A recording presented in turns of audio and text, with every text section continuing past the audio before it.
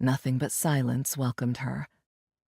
Sighing in resignation, she moved to the seating area in front of the hearth and began gathering wood to build a fire. "I'm going to get a fire going, if that's all right," she called out again, feeling foolish for talking to nobody, but doing it anyway. She reasoned it was only polite.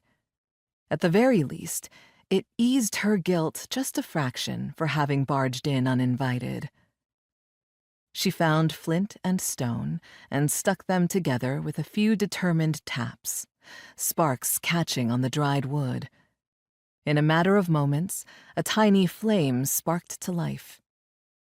Yadi watched it grow and felt a wave of relief wash over her. But then, suddenly, there was a loud crash from somewhere inside the house, and Yadi's heart stopped. She jumped up, eyes darting around the room as she searched for whatever had made the sound. "Who's there?" she called out timidly. "Is someone home? I'm sorry I came in," she started to say, when she heard another dull thud from somewhere close by.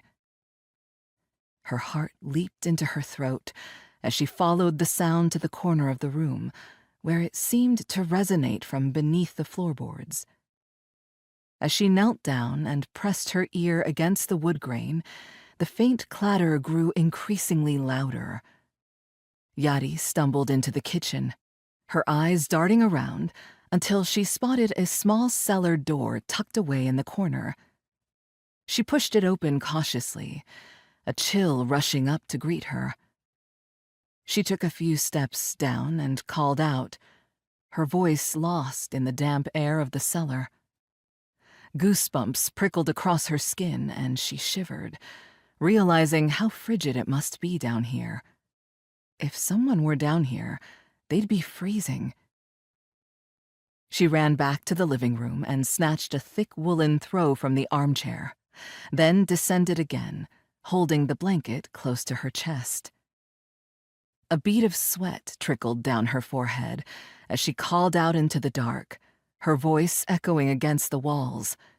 She swallowed hard and tried to keep calm. "I'm going to help you," she shouted into the void before her, wishing she had brought a candle with her to illuminate the way. Just as she was about to turn around and go back for one, something cold touched her arm, causing her to jump back in alarm.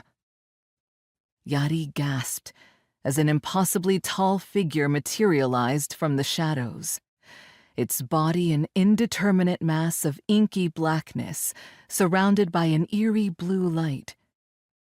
She could make out 2 glowing blue eyes that seemed to pierce her soul, and a taloned hand that stretched out towards her.